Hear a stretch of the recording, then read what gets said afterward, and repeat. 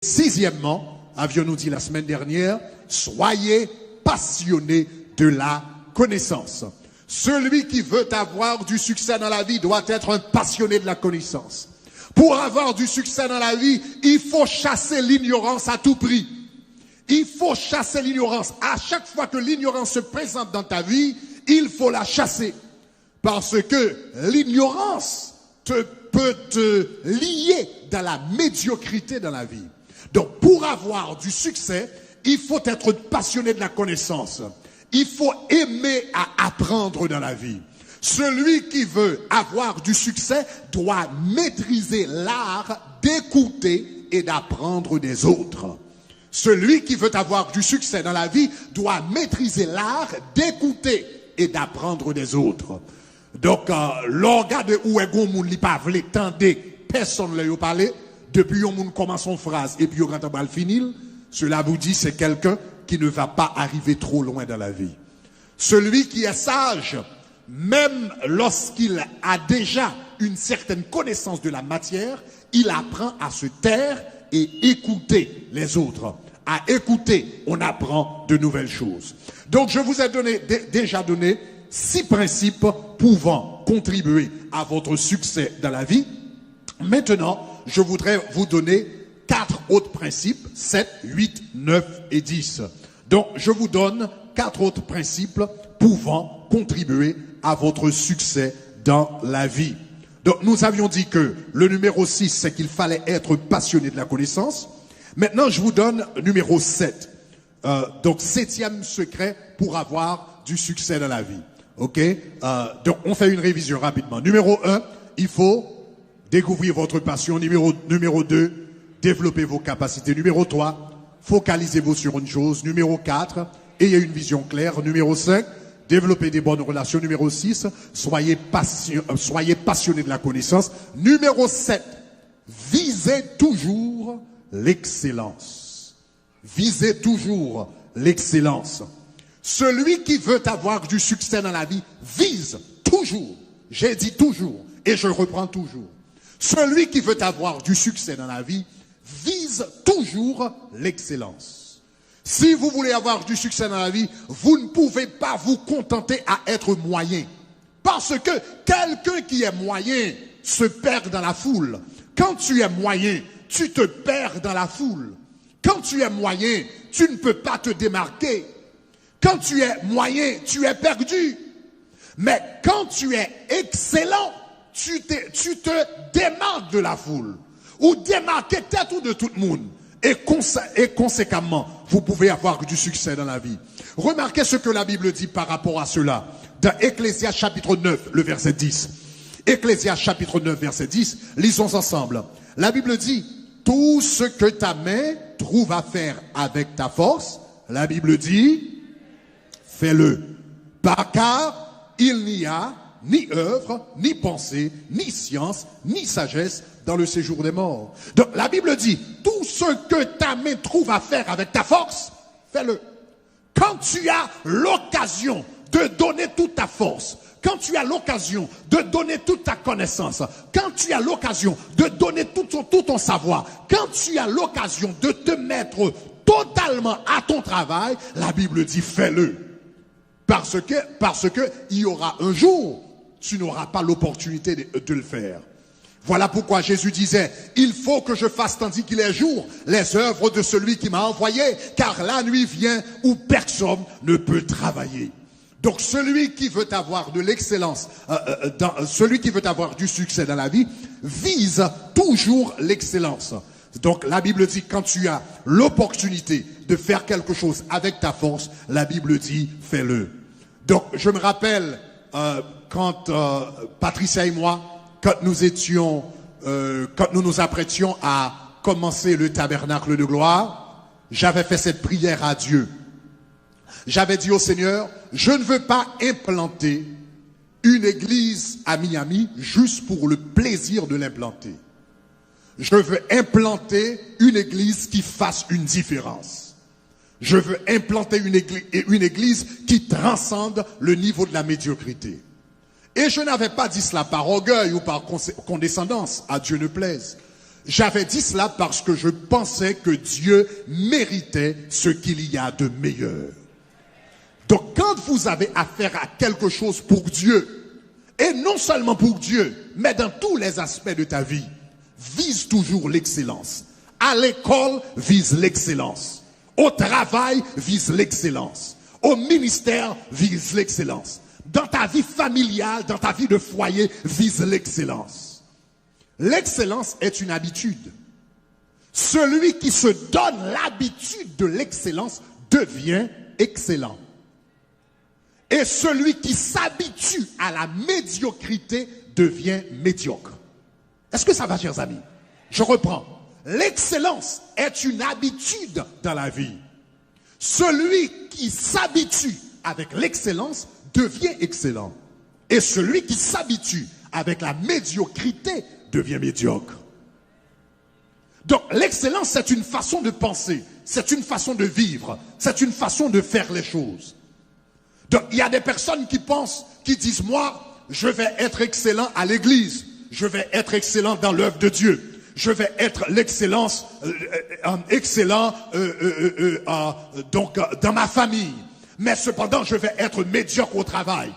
Donc moi, je ne vais pas travailler trop dur pour ce patron. Je ne vais pas travailler trop dur pour cet homme qui gagne de l'argent.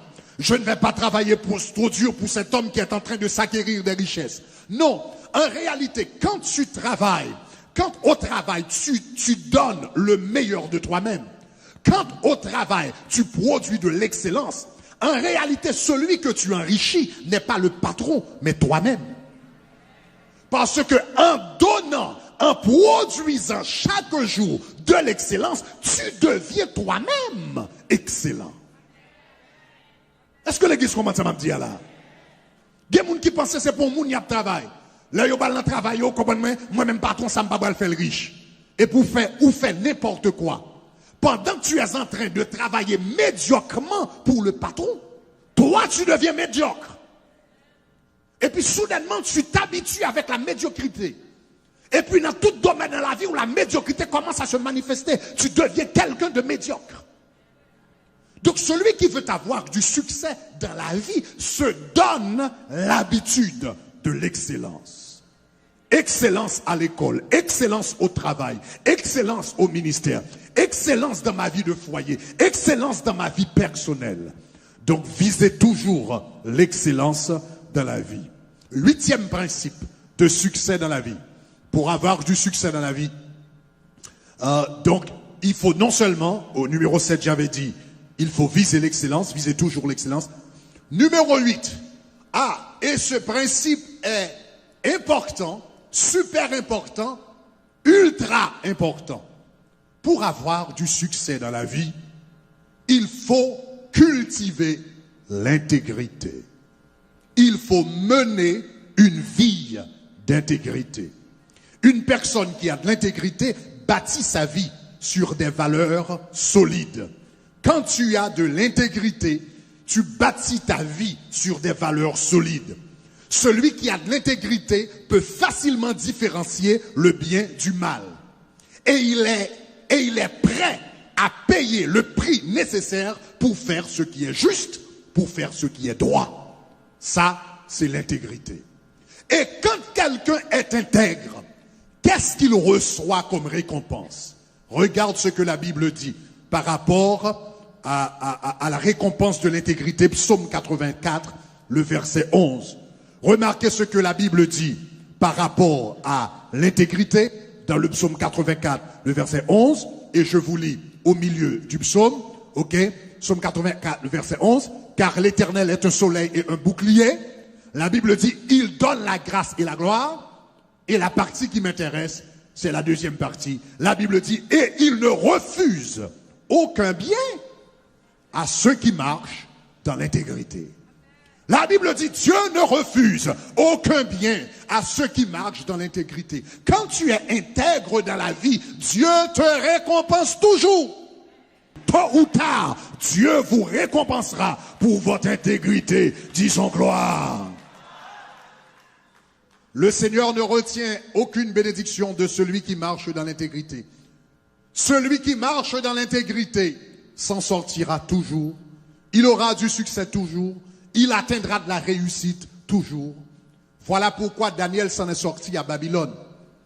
À Babylone, quand les accusateurs de Daniel essayaient de les piéger, la Bible nous dit cela par rapport au caractère de Daniel. Dans Daniel chapitre 6, le verset 4, quand les accusateurs de Daniel essayaient de les piéger, je vous lis cela au chapitre 4, la Bible dit, ils ne purent trouver aucune occasion, ni aucune chose à reprendre, parce qu'il était fidèle, et qu'on n'apercevait chez lui ni faute, ni rien de mauvais. La Bible dit, Daniel, on apercevait chez lui ni faute, ni rien de mauvais. Ni faute, ni rien de mauvais. Maintenant, laissez-moi vous mettre dans le contexte un peu. Il faut savoir que Daniel, c'était quelqu'un qui a servi le roi, qui travaillait dans l'administration publique. Daniel a travaillé pour l'État pendant 60 ans. Il a travaillé dans l'administration publique pendant 60 ans. Il a géré l'argent du gouvernement pendant 60 ans. Après 60 ans de travail, de travaux, de labeur, on a faussement accusé Daniel et on a ouvert sur lui des investigations. Et les résultats des investigations ont révélé, pendant 40 ans, il a travaillé pour le gouvernement, il n'y avait ni faute, ni rien de mauvais chez lui. Oh, my goodness. Donc Daniel a servi dans l'administration de l'État pendant 60 ans. Et après 60 ans, la Bible dit qu'il n'y avait ni faute, ni rien de mauvais. Disons intégrité. Disons intégrité. Disons intégrité.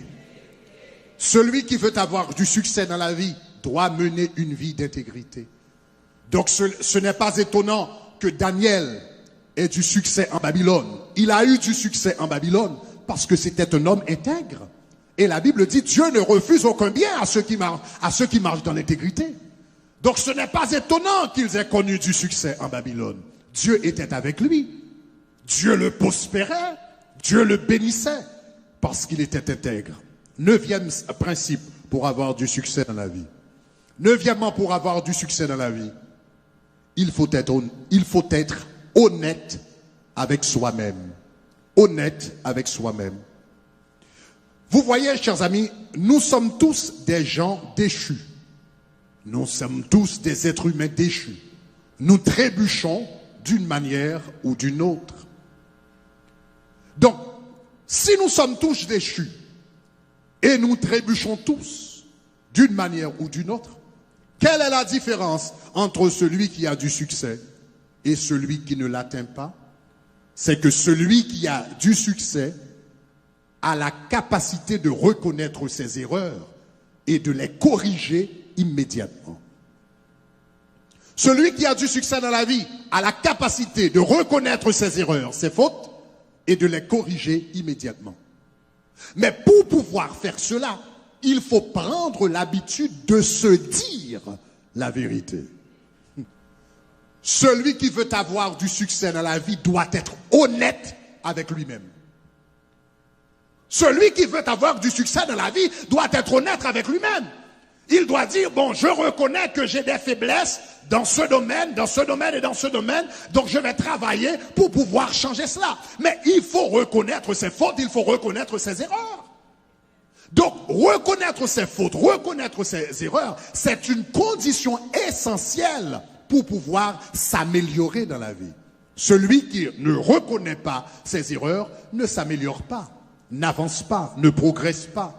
Regarde ce que la Bible nous dit par rapport à cela dans Proverbes chapitre 28, le verset 13. Dans Proverbes chapitre 28, le verset 13, lisons ensemble. La Bible dit, celui qui cache ses transgressions ne prospère point.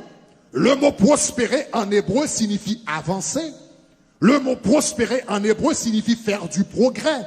Celui qui cache ses transgressions ne prospère pas, n'avance pas, ne fait pas du progrès. Mais celui qui les avoue et les délaisse obtient miséricorde afin qu'il puisse voir un changement dans sa vie. Donc, pour pouvoir avoir du succès dans la vie, il faut être honnête avec soi-même. Admettre ses fautes, ses erreurs, est une marque de maturité morale et spirituelle. Et cette vertu contribue à la croissance, l'avancement, la prospérité dans la vie. Donc, soyez honnête avec vous-même. Et je vous donne maintenant le 10e principe. Le 10e principe pour terminer. Le 10e principe pour avoir du succès dans la vie. Ne vous découragez jamais. Ne vous découragez jamais. Never, ever, ever give up. Regardez qui ça la Bible dit par rapport au juste. Proverbe chapitre 24, le verset 16. Lisons ce que la parole de Dieu dit. Car 7 fois le juste tombe. Mais qu'est-ce qu'il fait? Qu'est-ce qu'il fait? Qu'est-ce qu'il fait? 7 fois le juste tombe, mais qu'est-ce qu'il fait? 7 fois le juste tombe et il se relève. Mais les méchants sont précipités dans le malheur. Donc, quelle est la différence entre le juste et l'injuste? Quelle est la différence entre celui qui connaît le succès et celui qui est lié à l'échec? La Bible dit 7 fois le juste tombe, mais il se relève. La différence entre le juste et l'injuste, ce n'est pas que le juste ne tombe pas, mais c'est à chaque fois que le juste tombe, il se relève. Celui qui veut avoir du succès dans la vie, il refuse de mordre la poussière. Il refuse de rester dans l'échec. Il refuse de baisser les bras. 100 fois sur le métier. Il dit remettez votre ouvrage. Donc si vous avez de la persévérance, si vous ne vous découragez jamais, si vous ne baissez jamais les bras, si vous continuez à persévérer, un jour, le succès viendra toquer à ta porte. Alléluia. Donc on révise les 10 principes de succès dans la vie. Premièrement, nous avions dit qu'il faut découvrir votre passion. Deuxièmement, il faut faire quoi? Développer vos capacités. Troisièmement, il faut apprendre à se focaliser sur une chose. Quatrièmement, il faut avoir une vision claire. Cinquièmement, il faut développer des bonnes relations. Sixièmement, il faut être passionné de la connaissance. Septièmement, il faut viser toujours l'excellence. Huitièmement, il faut cultiver l'intégrité. Neuvièmement, il faut être honnête avec vous-même. Et finalement, il ne faut jamais, jamais, jamais se décourager dans la vie. Alléluia. Mettez ces conseils en pratique et l'on se rencontrera sur le boulevard du succès. Au nom de Jésus.